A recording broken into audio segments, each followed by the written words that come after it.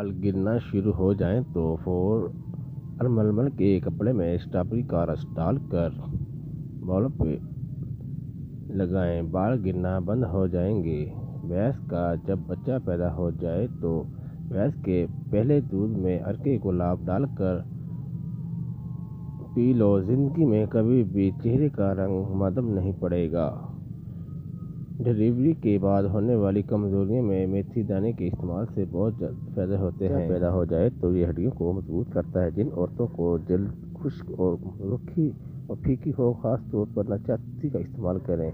बालों में दूध लगाने से बालों की जड़ों को ताकत मिलती है। खीरे को छिलके समेत खाने से जल्द नरम मुलायम हो जाती है। सुबह देर से उठने से दिमाग कमजोर हो जाता है। अगर मुंह फिक जाए तो खीरे की झाग में लगाएं, मुंह जल्द ठीक हो जाएगा।